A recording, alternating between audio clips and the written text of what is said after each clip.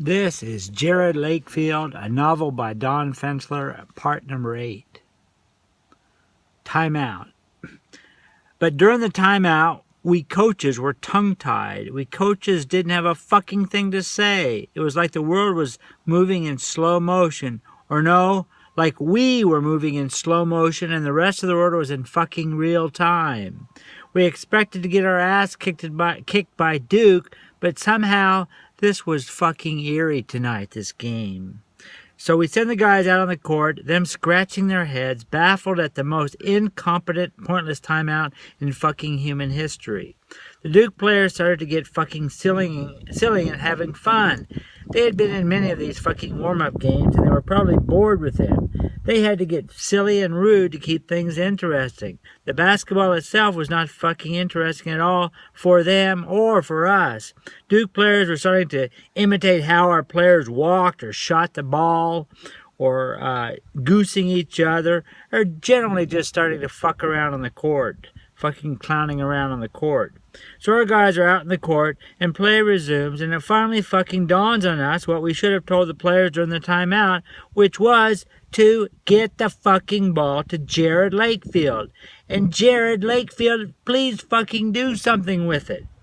And our guys try to do it and throw him a pass, and what does the fucking bugger do? What does he do? He calls a fucking timeout. We just had a timeout and he calls another one 2 seconds later. This was turning into the fucking Nightmare on Elm Street right before our very eyes.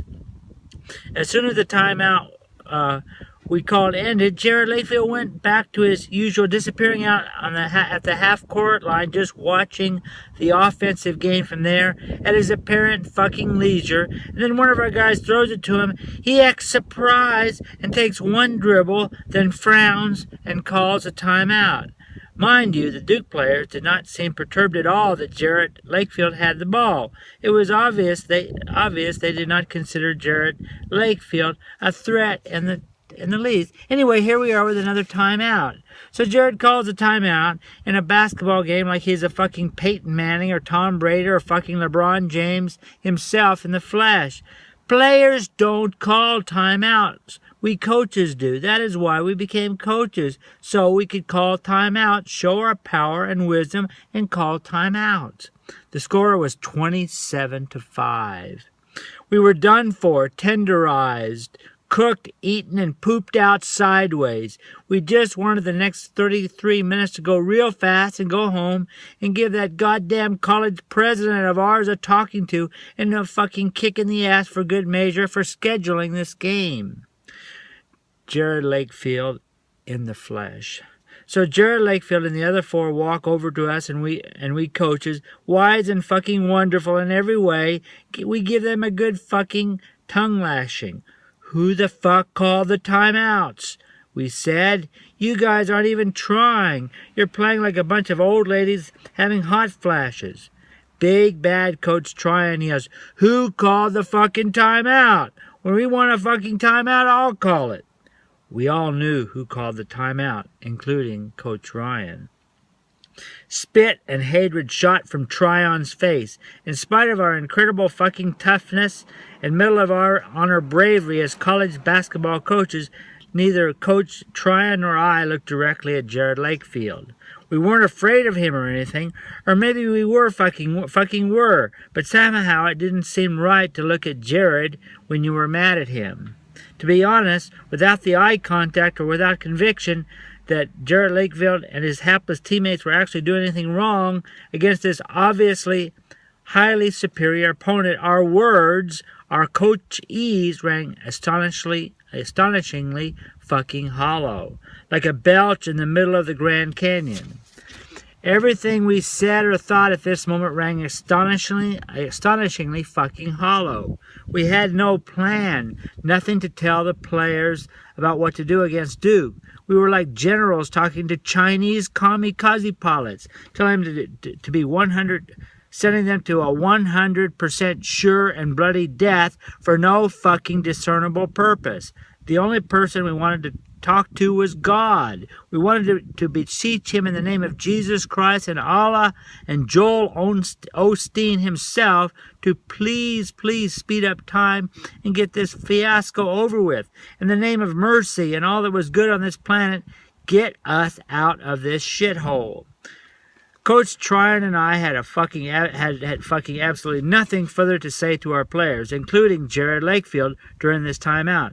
But having nothing to say never stopped coaches before, so Coach Tryon said something lame like, "You're learning what big-time basketball is like. You're learning what real basketball is like. Duke teaches us every year. But at the fucking rate we're going to lose a fucking 127-12. Don't humiliate yourself further. Stop playing like a bunch of fucking puny nose wipes." Nose wipes? Basically, Coach Tryon was saying, and I, in my dainty, precious little heart, was agreeing, get away from me, you fucking incompetent rectal discharges. Get away from us.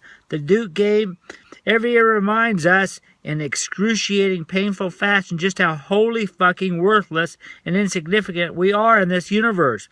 The tiniest speck of sand in the Sahara Desert, the fattest white man in Kentucky, has more significance than us. Finish up the game and let's go home. Let's end this humiliation. Place our tails firmly between our fucking legs and go home to our towering fucking mansion in Nowheresville. In the corner of my eye, I noticed Jerod Lakefield. It seemed to me his head was in a storm, a fucking storm, and he wanted to say something. Cameron Stadium was quiet. The Duke fans seemed bemused by what they were seeing. Bemused and bored and goddamn fucking up to the brim of their two-tone hats in boredom and superior attitude.